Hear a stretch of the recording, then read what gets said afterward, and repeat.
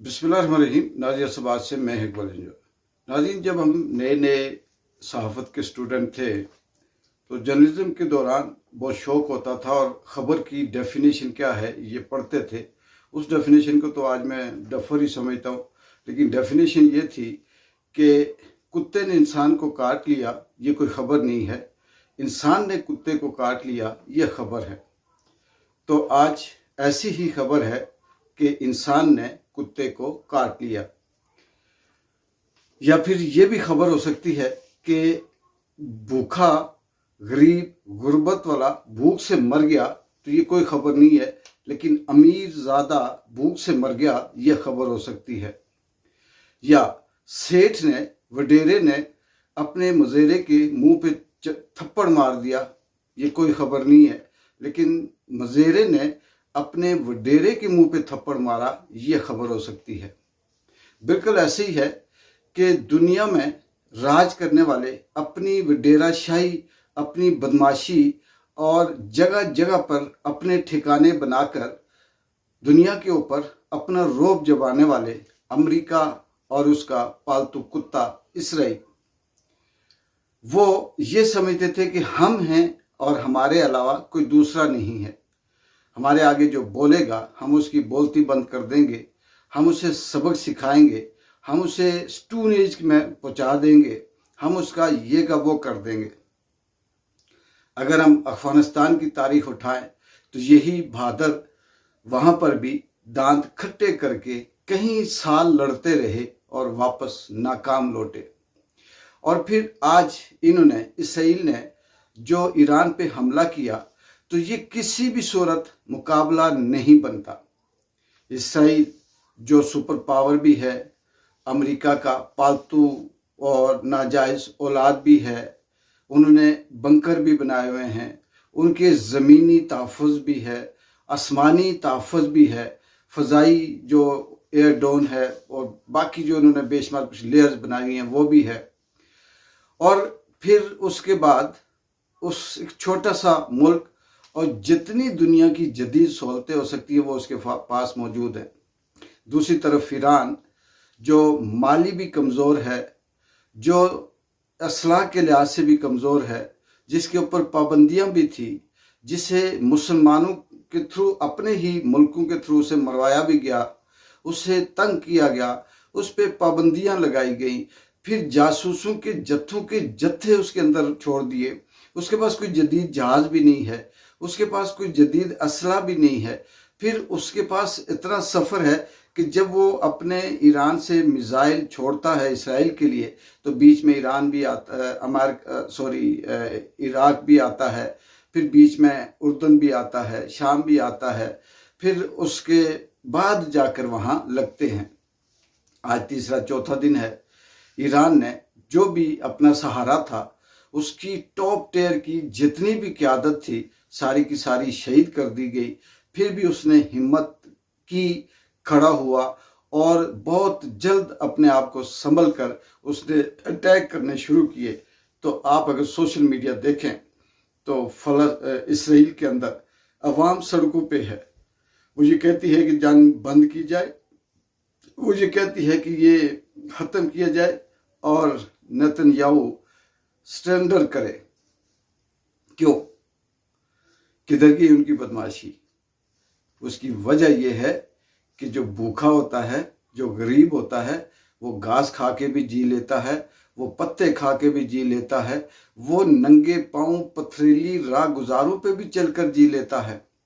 और जो नाजुक होते हैं, बंकर जिनके लिए बनाए जाते हैं, जिनको ये कहा जाता है कि तुम सुपीरियर नेशन हो इन द वर्ल्ड, और फिर उन्हें ये कहा जाए कि हम हैं आपके लिए, उनको जब एक गोला लगता है तो उनके होश उड़ जाते हैं।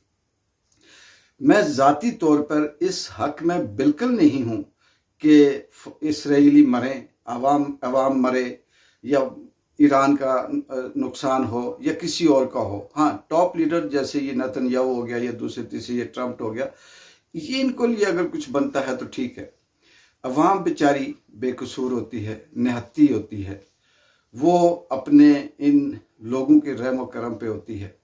और दूसरी तरफ ये भी है कि गुरूर का सर, तकब्बर का सर नीचे होता है। मुझे इस बात का बहुत अफसोस है कि हमारे मुल्क के अंदर भी बहुत से ऐसे नेतन्याहू रहते हैं, बहुत से ऐसे ट्रम्प माइंड रहते हैं जो ये कहते हैं कि इमरान खान ने जेल से होकर जो इसराइल ने ईरान पे हमला किया उसकी मजम्मत नहीं की। शर्म आनी चाहिए, उन पे लानत होनी चाहिए। उनकी सोच पे, उनके सवाल पे, उनके जवाब पे, उनके इस प्रोग्राम पे 1000 बार लानत होनी चाहिए जो ये बात करते हैं, चाहे उनका ताल्लुक नून लीग से हो, पीपल्स पार्टी से हो या किसी लफाफा टाउट साफी से हो।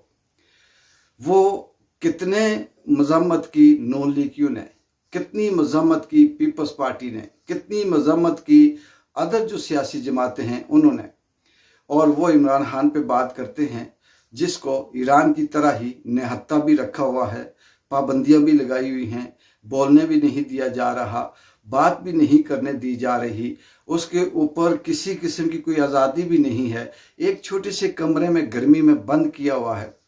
और फिर नेतन्याहू की तरह उसके ऊपर मिसाइलों के बमबारी कर दें और ये कहें कि वो ये बात क्यों करता है या ये बात क्यों नहीं की। इससे बड़ा मजाक और इससे बड़ा कुछ नहीं है। ये कंफर्म है, ये तजिया समझें या हालात और वाक़यात समझें, ये कंफर्म है। अगर ये जंग ईरान हार जाता है, अगर ये जंग ईरान कंप्रोमाइज कर जाता है, अगर इस जंग में ईरान को इस बात पे मनवा लिया जाता है कि तुम अब ये जो यूरेनियम है इसको ख़त्म करो और असला बनाना छोड़ो और तुम एटम बनाना छोड़ दो, अगर इस बात पे लाया जाता है ईरान को, तो ये पत्थर पे लकीर है कि अगली बारी इन ही नेतन्याहू की है जो पाकिस्तान के अंदर इस वक्त ट्रम्प और नेतन्याहू की तरह अक्कड़ रखते हैं और ये समझते हैं कि सब कुछ हम ही हैं, और फिर इन्हें कोई नहीं बचा पाएगा। पाकिस्तान की आवाम क्या करेगी, कैसे नहीं करेगी? वो जो गोलियां खा सकती है, जो भूखी रह सकती है, जो बंद जेलों में रह सकती है, वो कुछ भी कर सकती है। लेकिन ये जो यहाँ पे ख्वाजे माजे गांजे रांझे ताड़र माड़र दूसरे तीसरे ये सब बकवास करते हैं, ये इस मुल्क के अंदर रहेंगे नहीं। लेकिन इनके लिए दुनिया भर की जगह भी तंग हो जाएगी। क्यों हो जाएगी ये आने वाला वक्त बताएगा।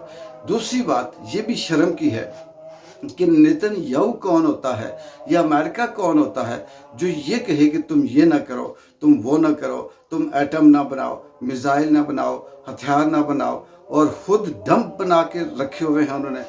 मुसलमानों के किसी एक मुल्क के अंदर ये जुर्रत नहीं कि वो उसे ये कह सके कि आप ऐसा कर रहे हैं तो हमें क्यों रोक रहे हैं।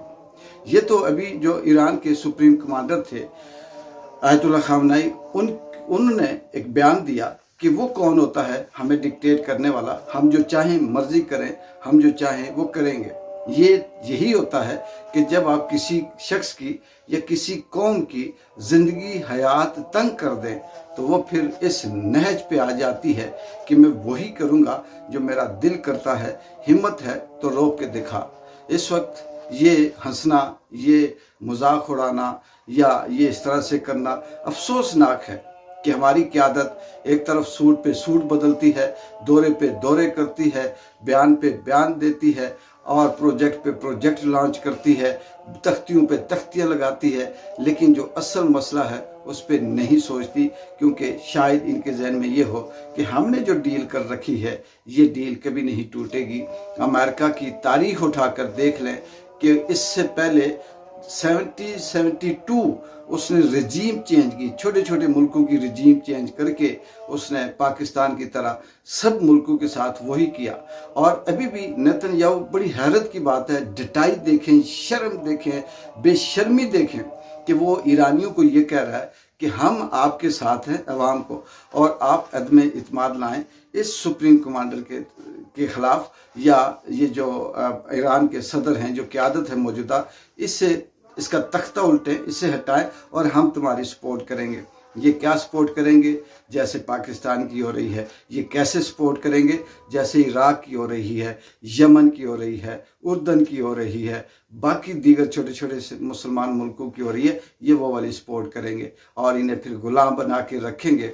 फिर ये क्या, बस फिर क्या कहें कि ये अपने आप को कौन सी सुप्रीम पावर कहते हैं, या कौन सा अपने आप को ये कहते हैं कि हम इस दुनिया में फलानी बड़ी ताकत हैं, फलानी बड़ी ताकत हैं। पाकिस्तान ईरान के लिहाज से खुशकिस्मत है। पाकिस्तान का अगर दुश्मन तो है नहीं, इन्होंने खुद बनाया हुआ है इंडिया को, तो इंडिया अगर दुश्मन है तो पाकिस्तान और इंडिया की सरहदें जुड़ती हैं। ये एक दूसरे को बंदूक की गोली से भी मुकाबला कर सकते हैं और छोटे छोटे रेंज वाले मिसाइलों से भी कर सकते हैं। ईरान बदकिस्मत है कि उसका दुश्मन इसराइल और उसका दुश्मन अमेरिका, और उसके साथ लड़ने के लिए इसे अपनी ही धरती से मिसाइल उठाना है और इजराइल में फायर करना है।